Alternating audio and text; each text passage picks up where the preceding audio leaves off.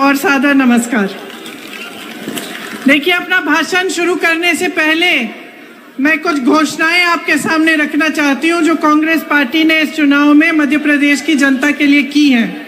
उसके बाद मैं अपना भाषण शुरू करूंगी। महिलाओं के लिए आपने सुना होगा कि प्रतिमाह 1500 रुपए सरकार आने पर हम दिलवाएंगे। गेहूं का समर्थन मूल्य 2600 रुपए बनाएंगे।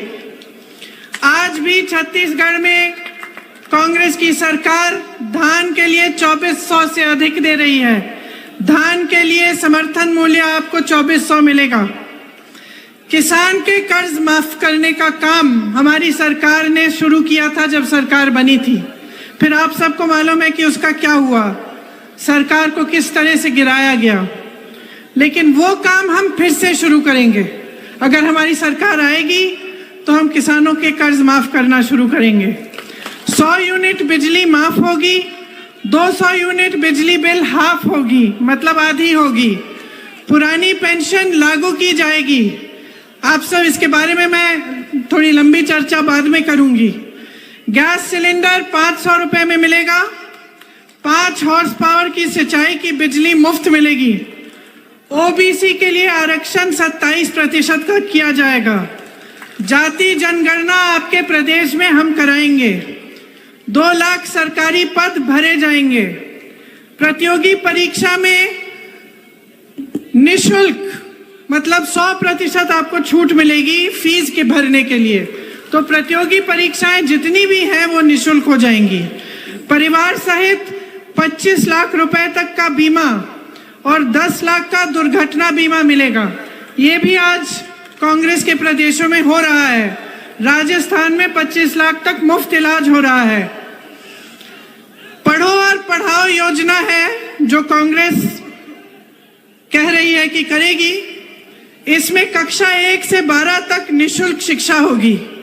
कक्षा 1 से 12 तक जो बच्चे स्कूल में भर्ती होंगे और जो पढ़ाई के लिए जाएंगे उनको हर महीने 500 से लेकर 1500 रुपए उनके परिवारों को दिए जाएंगे, उनको प्रोत्साहित करने के लिए और जो स्कूल का सामान है वो खरीदने के लिए। तो देखिए, ये थी घोषणाएं। अब घोषणाएं तो सब करते हैं कि नहीं? भाजपा वाले भी करते हैं। कितनी घोषणाएं की हैं उन्होंने यहाँ? 22,000। कभी उनके नेता आए ना तो पूछ लीजिए, किसी को भी 22,000 घोषणाएं अगर याद हो खड़े होके सुना दे, है ना? पब्लिक को तो याद नहीं है। मैं तो कहती हूँ नेताओं को भी याद नहीं रह सकती है, क्योंकि वो कुछ अलग तरह की घोषणाएं होती हैं। वो खोखली घोषणाएं हैं जो चुनाव के समय की जाती हैं। जैसे आपकी जो लाडली योजना है बहनों, बताइए 18 सालों से सरकार है तो 2 महीने पहले क्यों की है घोषणा? क्या 2 महीने पहले से, जब 18 सालों से आप गरीबी और संकट का सामना नहीं कर रहे थे? तो ये लोग जो घोषणाएं करते हैं वो ये समझ के करते हैं कि भाई जनता को हम बेवकूफ बना सकते हैं।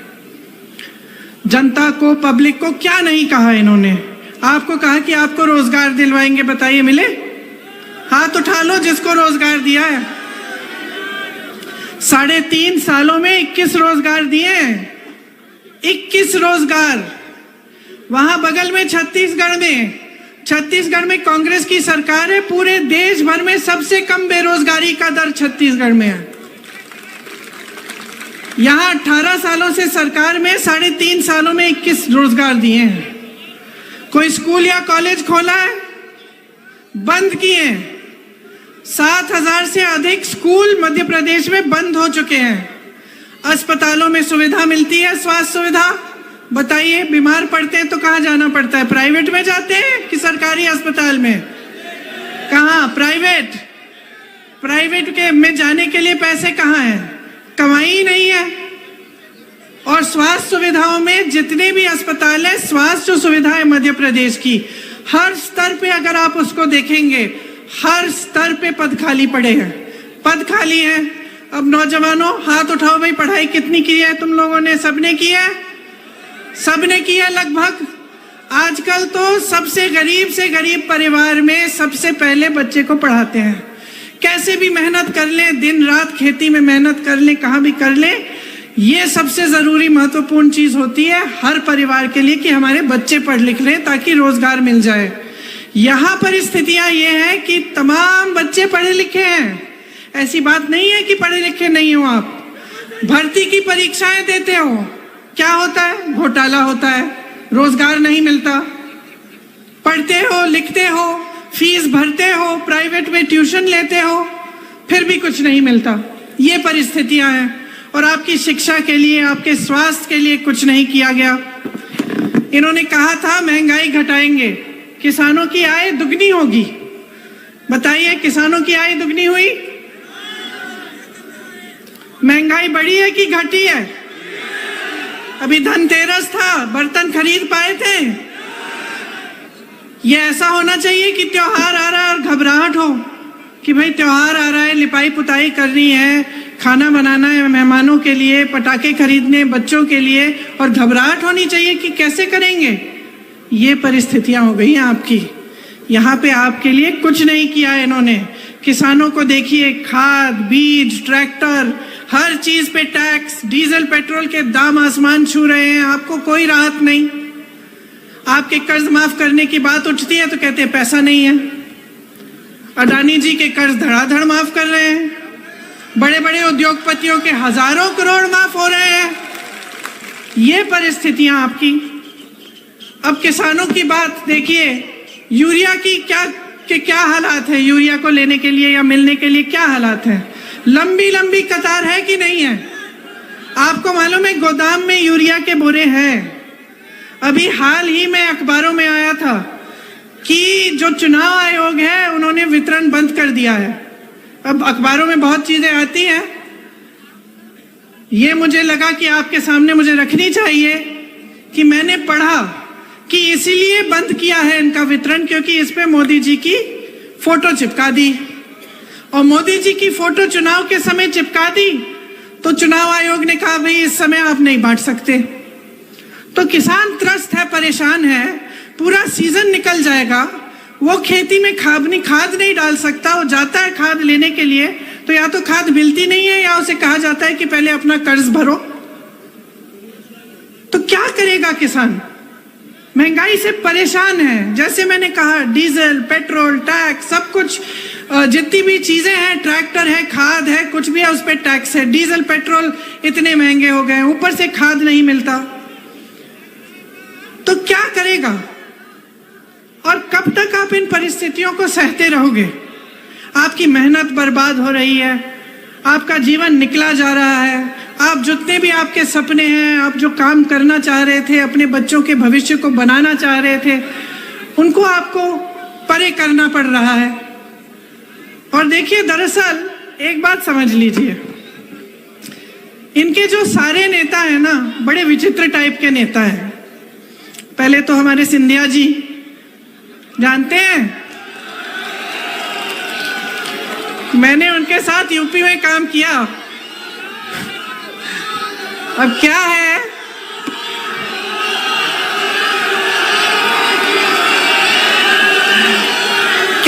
कि कद में थोड़े छोटे पड़ गए हैं, लेकिन अहंकार में तो भाई वाह भाई वाह। जब हम काम कर रहे थे यूपी में, हम यूपी में काम कर रहे थे तो देखो, यूपी वालों की तो, हम भी यूपी के हैं, आदत है हम लोग शिकायत, गुस्सा, नाराजगी सब निकाल देते हैं। महाराज बोलने की आदत नहीं है। लेकिन भैया उनके पास जो भी कार्यकर्ता जाता था कहते हैं दीदी जी हम क्या करें, महाराज महाराज कहना पड़ता है, हमारे मुंह से नहीं निकलता तो फिर कुछ काम ही नहीं होता हमारा। वैसे उन्होंने अपने परिवार की परंपरा अच्छे से निभाई है।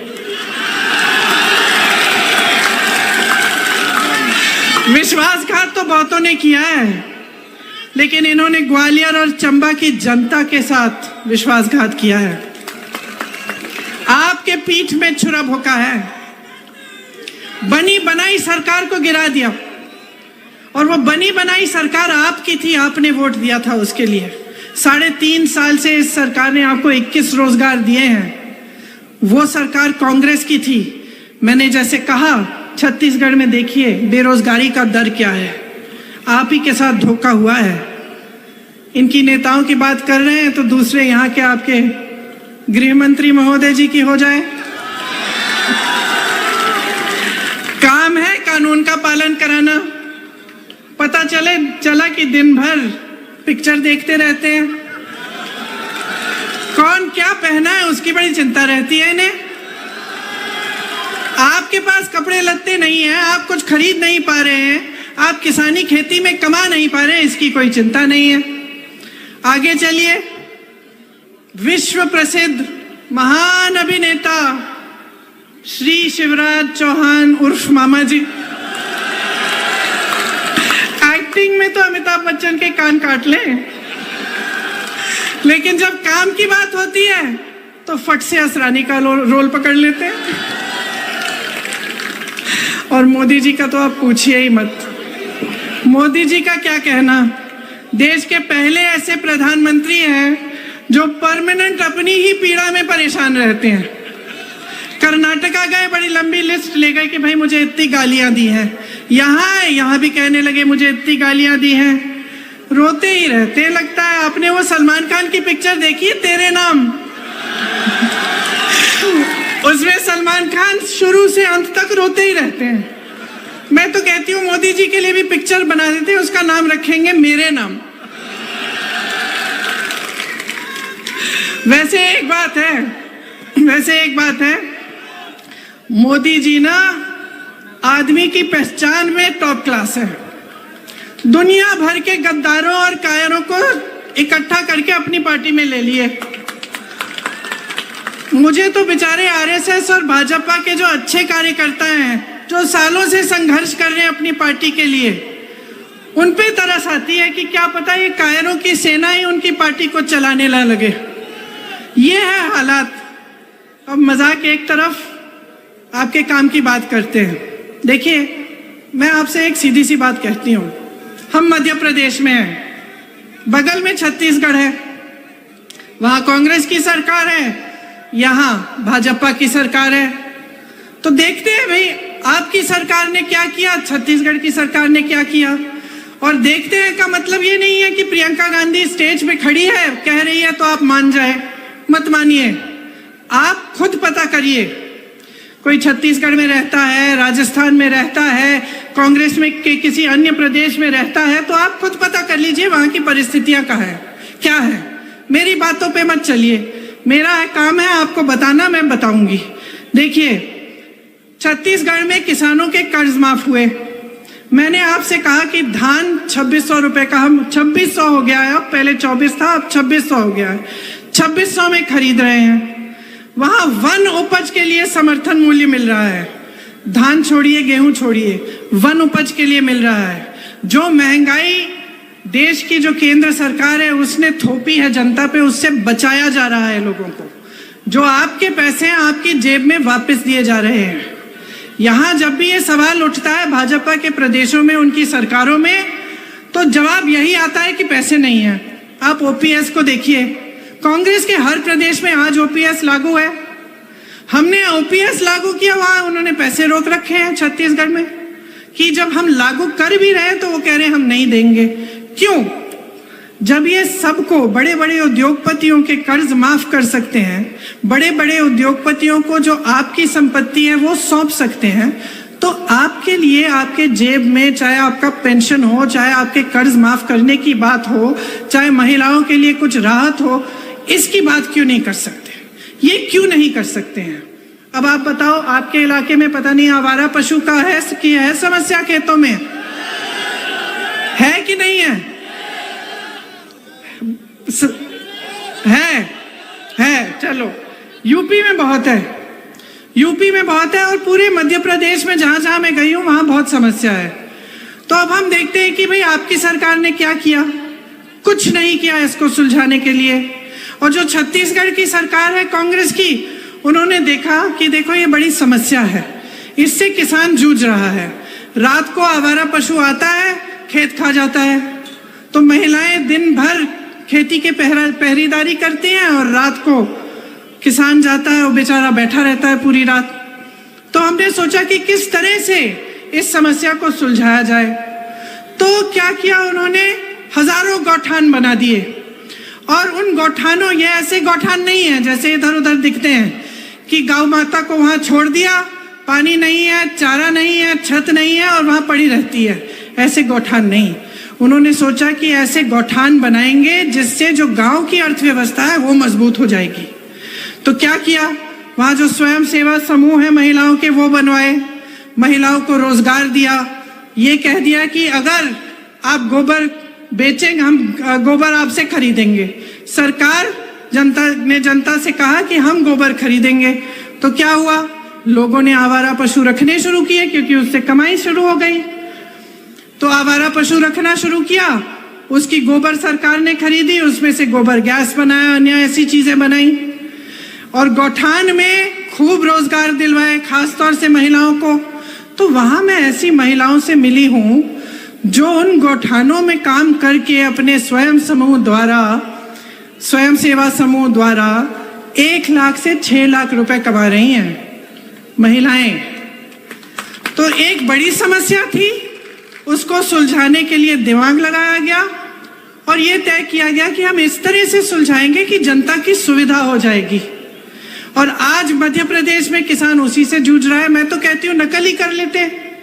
छत्तीसगढ़ में जो प्रोग्राम है, जो योजना है, उसकी नकल करके यहाँ कर लेते हैं, उतना भी नहीं किया। तो जो आपकी बड़ी बड़ी समस्याएं हैं उससे आज आप जूझ रहे हैं, बहुत परेशान हैं। गांव को मजबूत करने की जो बात होती है ना, वो शुरू में महात्मा गांधी जी ने की थी। ग्राम स्वराज कहते थे उसे। कहते थे कि जब तक ग्राम स्वराज पूरी तरह से नहीं होगा तब तक ये देश पूरी तरह से स्वतंत्र नहीं हो सकता, ये कहते थे गांधी जी। तो जो कांग्रेस की सरकारें हैं वो चाहते हैं कि ग्राम में मजबूती आए, गांव में, मतलब जो गांव का गरीब है उसे ग्रामीण रोजगार भी मिल जाए, उसे पलायन करने की जरूरत ना हो। तो इसीलिए मनरेगा जैसी स्कीम कांग्रेस पार्टी लाई थी। आप जानते हैं कि मनरेगा की स्कीम से आपको ग्रामीण रोजगार मिलते थे। खेती किसानी पर और जोर डाला ताकि आपको समर्थन मिले, सरकार मदद करे, आपकी सहायता करे ताकि आप कमा पाए अपनी खेती से। आज छत्तीसगढ़ में ये स्थिति है कि जो पलायन करके चले गए थे, जिनको रोजगार नहीं मिल रहा था भाजपा के शासन में, और वो चले गए शहरों में कि भाई रोजगार वहां अच्छा मिल जाएगा, वो वापस आ रहे हैं। किसानी में जो रोजगार है वो बढ़ रहे हैं छत्तीसगढ़ में। और ये सिर्फ छत्तीसगढ़ की स्थिति नहीं है, ये राजस्थान, हिमाचल प्रदेश, कर्नाटका, जहां जहां हमारी सरकारें हैं वहां हमारी पूरी कोशिश ये है कि पंचायत मजबूत हो, गांव मजबूत हो, ग्रामीण रोजगार मिले, आपके लिए सुविधा हो। बेरोजगारी जो है बहुत बढ़ गई है पूरे देश में। 45 सालों में सबसे ज्यादा बेरोजगारी आज है देश में, भाजपा के राज में। जी आके दे दीजिए, आ जाइए।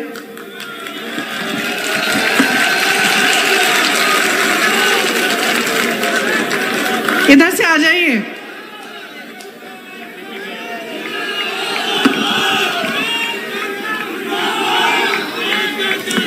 अब आपकी यहां मध्य प्रदेश की क्या स्थिति है?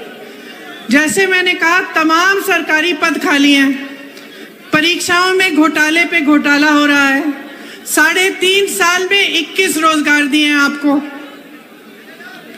और रोजगार आखिर ये देंगे कहां से? जो बड़ी बड़ी कंपनियां थी सारे अपने दोस्तों को इन्होंने पकड़ा दी हैं। मोदी जी ने जो बड़ी बड़ी सरकारी कंपनियां थी वो, और जो जहां से रोजगार मिलता था, जो हमारे बंदरगाह है, जो हमारे एयरपोर्ट है, जो हमारे हवाई अड्डे हैं, सब अपने बड़े बड़े उद्योगपति मित्रों को दे दिए। तो वहां से तो रोजगार आना नहीं है। फिर लोग खेती में रोजगार मिल जाता था। अब किसान को इतना परेशान कर रखा है महंगाई से, और इनकी सहायता करने के बावजूद इनको और परेशान किया हुआ है। तो खेती से नहीं मिल रहा है रोजगार। अच्छा, फिर रोजगार मिलता था छोटे उद्योगों से, जो जैसे यहाँ दुकान है, ये छोटे छोटे जो उद्योग दिख रहे हैं, यहाँ दुकान दिख रहे हैं, इनमें से रोजगार मिलता था। आपने नोटबंदी थोप दी, उसके बाद आपने जीएसटी डाल दी, बीच में कोरोना आ गया, दुनिया भर में जहां जहां कोरोना था, दुनिया भर में छोटे दुकानदारों की, छोटे उद्योगपतियों की मदद की गई थी, ताकि वो जो कोरोना में जो उन्होंने पैसे नहीं बनाए, जो नहीं बना पाए, उनकी थोड़ी राहत हो जाती और जो रोजगार थे वो बने रहते। ये भी नहीं किया। तो जहां जहां से आपको रोजगार मिलना था वहां मुश्किलें हैं और रोजगार नहीं मिलता। तो ये जब बड़ी बड़ी खोखली घोषणाएं करते हैं ना कि करोड़ों रोजगार दिलवाएंगे, तो आपको समझना चाहिए कि आपके साथ क्या हो रहा है। ये जो सरकारें हैं, आपके प्रदेश की सरकार और केंद्र की सरकार, ये सिर्फ और सिर्फ बड़े बड़े उद्योगपतियों के लिए चल रही है। आप अडानी जी का नाम लेते हैं, 16,000 करोड़ रुपए अडानी जी एक इंसान बना रहे हैं एक दिन में। सोच लीजिए, एक दिन में एक इंसान कमा रहा है 16,000 करोड़ रुपए। और कैसे कमा रहा है? क्योंकि उसके हजारों करोड़ के कर्ज माफ हो रहे हैं, उसको देश की संपत्ति सौंपी जा रही है, और जितने उसके अपने बिजनेस हैं उसको तो आप बताइए जरा मुझे, आपको मालूम है अडानी जी क्या बनाते हैं? कोई बताएगा? जैसे आपको मालूम है टाटा ट्रक बनाती है, बिरला कुछ और बनाते हैं। कोई ये बता सकता है आज के दिन में कि अडानी जी क्या बनाते हैं? क्या? पागल बनाते हैं। देखिए, अडानी जी क्या बनाते हैं वो देश में किसी को नहीं मालूम, लेकिन ये सरकार सब कुछ उनको सौंप रही है, ये सबको मालूम है। आज बच्चा बच्चा जानता है कितना भ्रष्टाचार हो रहा है। ये लोग कहते हैं हम भ्रष्ट हैं, हम कहते हैं ये भ्रष्ट है। अब आप कहोगे कि भाई सच कौन कह रहा है? आप खुद देखिए, इससे कोई बड़ा भ्रष्टाचार हो सकता है कि देश की संपत्ति को उठा के आपने एक उद्योगपति को दे दी? देश के हवाई अड्डे, देश के बंदरगाह, आप बताओ इससे बड़ा कोई भ्रष्टाचार हो सकता है? तो जवाब आपके सामने है, सब कुछ आपको दिख रहा है। महिलाओं के लिए इन्होंने कहा आरक्षण करेंगे, सब महिलाएं बड़ी खुश हो गई कि भाई आरक्षण हो जाएगा, हम भी चुनाव लड़ पाएंगे अच्छी तरह। बाद में पता चलता है कि 10 साल बाद तक ये लागू नहीं होगा। चुनाव आ रहा है, कह दिया लाडली योजना। चुनाव से पहले महिलाओं को कोई पूछ ही नहीं रहा है। तो ये परिस्थितियां आपके सामने हैं। महिलाओं के लिए इतना काम हो सकता है। जहां हमारी सरकारें हैं वहां महिलाओं को खूब मौके दिए हुए हैं। आंगनवाड़ी बहनों की मानदेय बढ़ाए हैं, स्वयं सेवा समूह के कर्ज माफ किए हैं, महिलाओं के लिए खास क्लिनिक खोले हैं जो महिलाएं चलाती हैं, खुद महिलाएं चलाती हैं, और वो क्लिनिक सिर्फ आप बहनों आपके लिए हैं।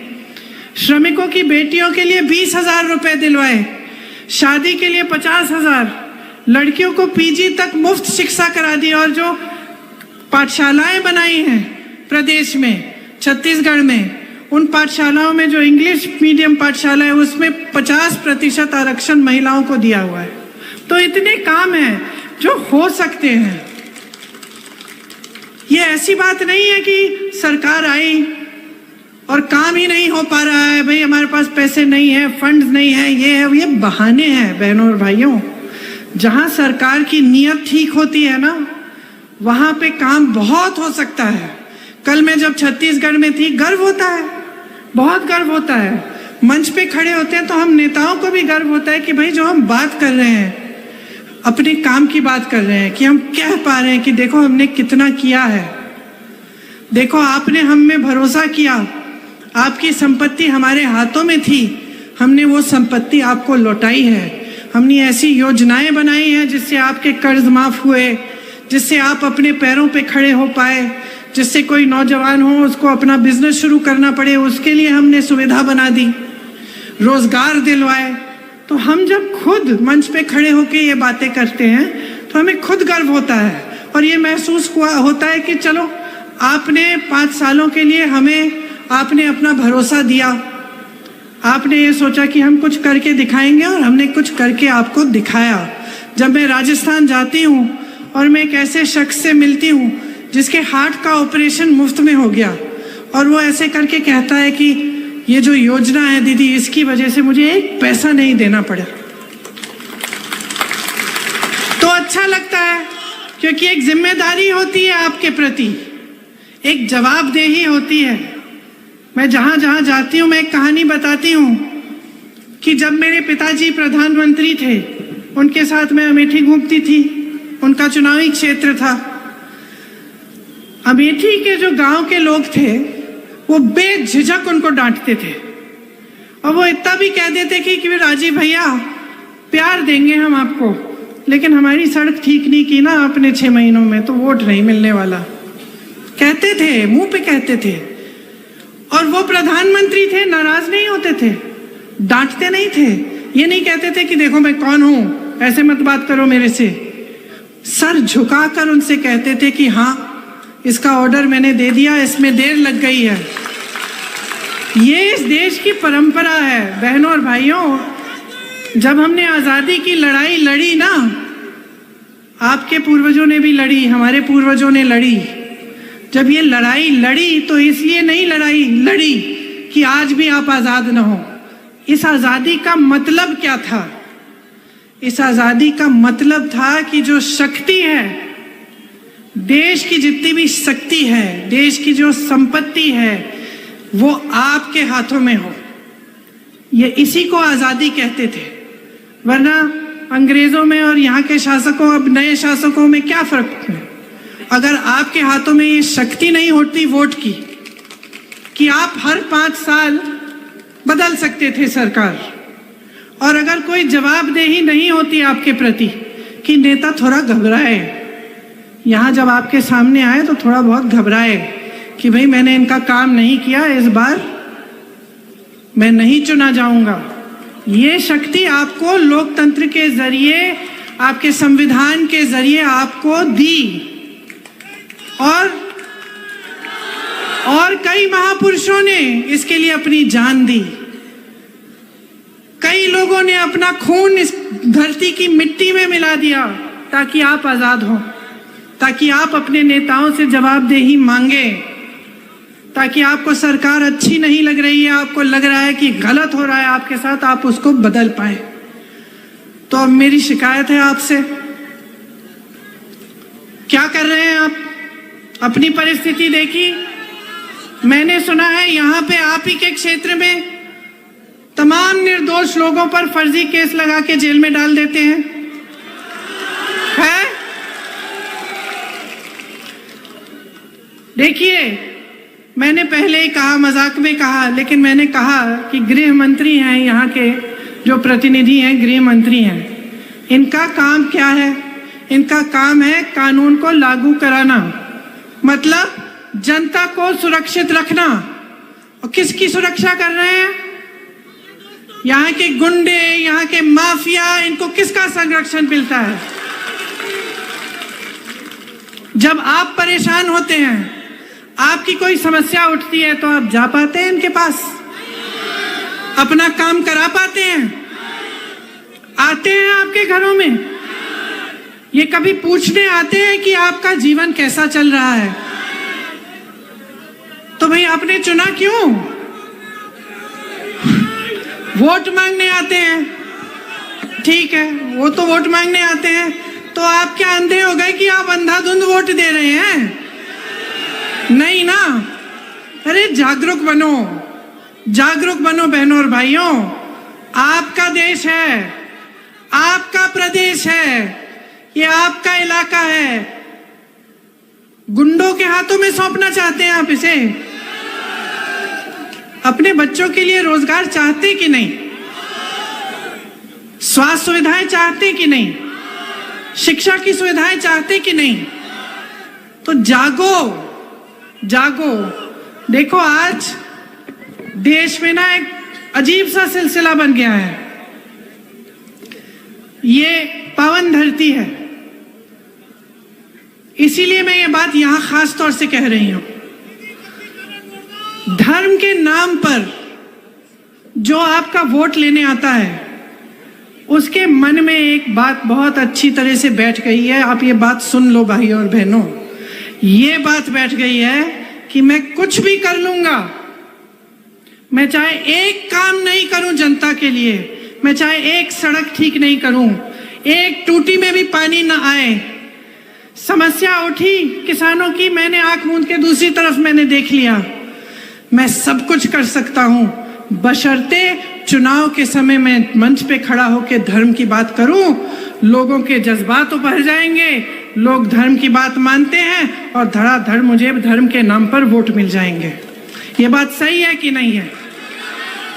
जो नेता ये समझ गया है कि मुझे काम करने की जरूरत नहीं है, मैं धर्म या जाति की बात करूंगा और उस आधार पे मुझे वोट मिल जाएंगे, वो नेता काम बंद करना शुरू करेगा।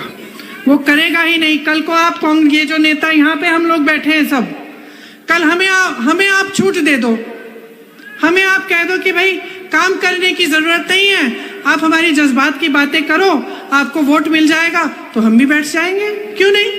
ये तो इंसान की फितरत होती है। जब जवाबदेही नहीं है, जिम्मेदारी नहीं है, तो इंसान बैठ जाता है।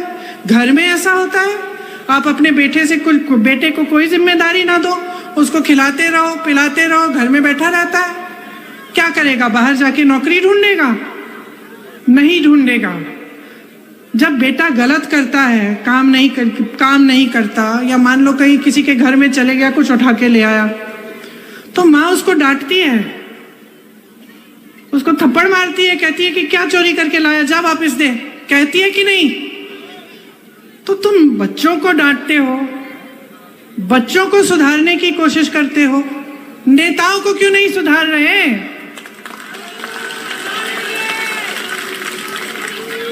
ये आपकी धरती है, बार बार मैं कह रही हूं, आपकी अमानत है, बार बार मैं कह रही हूं। लोकतंत्र ने शक्ति आपको दी है।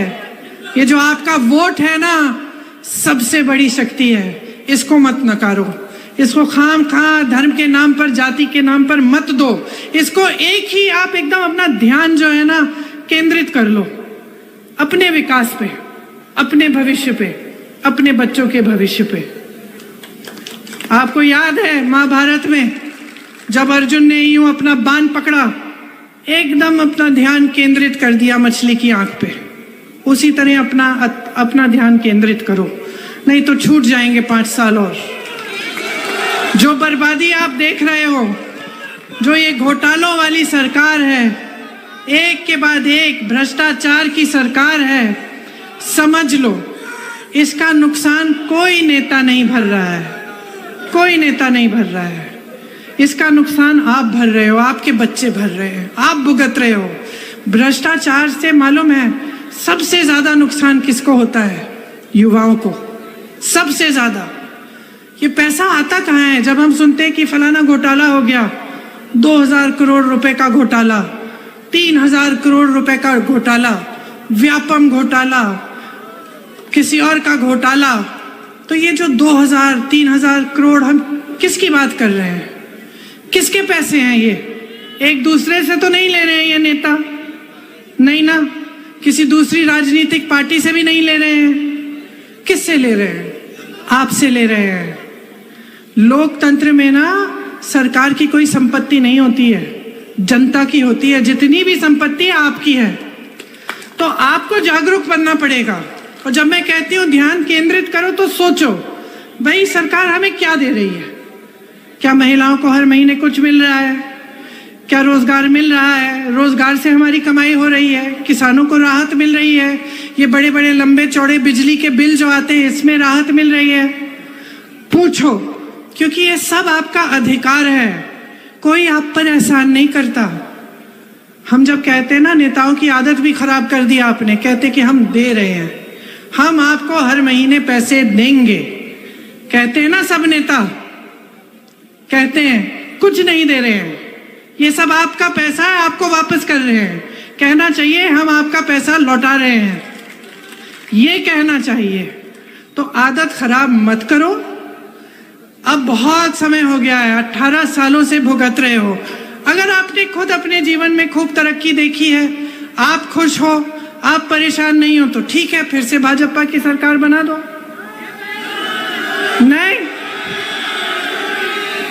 मैंने सुना है कि इस बार खासतौर से दतिया में बदलाव आ रहा है। मैंने सुना है कि खनन माफिया, लैंड माफिया से आप छुटकारा चाहते हैं। मैंने सुना है कि जो भ्रष्टाचार हो रहा है, जो मिलावट हो रहा है, नशाखोरी हो रही है, इससे आप छुटकारा चाहते हैं। सही सुना है? तो मन बना लो, मन बना लो भाई और बहनों, इतना मुश्किल नहीं है, एक वोट की बात है। आज आखिरी दिन है प्रचार का, सोच समझ के अपना वोट दो। मेरी दादी जी इंदिरा जी कहती थी कि जनता में सबसे ज्यादा विवेक है। जब जनता ने उन्हें हराया, मालूम है आपको, 77 में उनको हराया, अपनी ही सीट हार गई थी, काफी समय के लिए मायूस थी, घर में ही बैठी रहती थी, कुछ महीनों के लिए कमरे में ही रहती थी।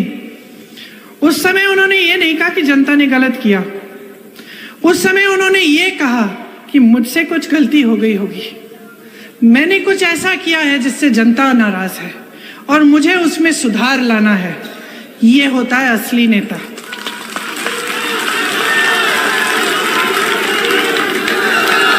तो इंदिरा जी कहती थी कि जनता में सबसे ज्यादा विवेक है। उनके दिल में आपके लिए श्रद्धा थी, वही श्रद्धा हम सबके दिलों में है। इसलिए मैं यहां आती हूं, आपसे वोट नहीं मांगती, आपसे शिकायत करती हूं और आपसे जागरूकता मांगती हूं, क्योंकि मेरे मन में भी आपके लिए श्रद्धा है। मैं जानती हूं कि ये लोकतंत्र है, आप ही सर्वोपरि हैं, नेता को बनाने वाले आप हैं, लेकिन ये बात आपको समझनी पड़ेगी। जब मैं कहती हूं ध्यान से सोच समझकर अपना वोट डालो, तो मैं यही कह रही हूं कि समझ जाओ कि आपके इर्द गिर्द क्या हो रहा है, क्या आपका इस्तेमाल किया जा रहा है, आपके जज्बातों के नाम पर, धर्म के नाम पर आपसे वोट मांगा जा रहा है, लेकिन काम के नाम पर कोई नहीं मांग रहा। आप एक ऐसी नई परिस्थिति बना लो ना कि जो भी आपके मंच पे आए, या तो आपके विकास का काम की बात करें या फिर आप सुने ही नहीं। नई परिस्थिति बनाओ। आप सोचो, हम 10-20 नेता बैठे हैं, आप हजारों की जनता हो, हमने फिजूल की बात शुरू की, आप चिल्लाना शुरू कर लो, बोलो हमें नहीं सुननी है बात, हमारे काम की बात सुनाओ, तो हम मजबूर हो जाएंगे ना। हम आपके गांव आए, हमने काम नहीं किया आपके लिए, बहुत घोषणाएं की थी, बहुत वचन दिए थे, पूरे नहीं किए, तो जब हम गांव आते हैं तो हमें जवाबदेह बनाओ। अमेठी की जनता करती थी, ज्यादा साल नहीं गुजरे हैं, बस ये हो गया है कि आपको जो धर्म के नाम पर जो जिस तरह से आपके सामने जो प्रचार किया गया है, उससे आपका नुकसान हुआ है। क्योंकि किसी को धर्म का इस्तेमाल नहीं करना चाहिए। धर्म हम सबके दिलों में है, हम हिंदुस्तानी हैं, चाहे किसी भी धर्म के हों। धर्म में हमारी बहुत आस्था है। तो मैं सिर्फ ये कहना चाहती हूं कि नेता के दिल में भी जनता के प्रति आस्था होनी चाहिए, वही आस्था होनी चाहिए, क्योंकि नेता का एक ही धर्म होना चाहिए, आपका विकास, आपकी तरक्की, आपको सशक्त बनाना। तो मैंने काफी लंबी बातें कर ली, लेकिन मेरी बातों को भूलो मत। परसों वोट देने जाओगे तो ध्यान से मेरी बातों को याद रखो। बदलाव लाना है, दतिया में बदलाव लाना है, मध्य प्रदेश में बदलाव लाना है। आपको अच्छे नेता मिले जो काम करके दिखाएं आपको, जो दिन रात एक करके दिखाएं आपको, जो आप ही के लिए समर्पित हैं। तो आप कांग्रेस को चुनिए, 5 सालों का मौका दीजिए। देखिए छत्तीसगढ़ में क्या हो रहा है, राजस्थान में क्या हो रहा है, कर्नाटका में क्या क्या नहीं हो रहा है। आप इन सब प्रदेशों में देखिए, और जो आपका अनुभव रहा है 18 साल का भाजपा की सरकार का, उसका आप इस्तेमाल करिए, उसके बारे में सोचिए, और उस आधार पर जब आप वोट डालेंगे सोच समझकर, अपने विवेक का इस्तेमाल करके, तो मैं दावे के साथ कह सकती हूं कि बदलाव आएगा। एक बार मेरे साथ बोलिए जोर से,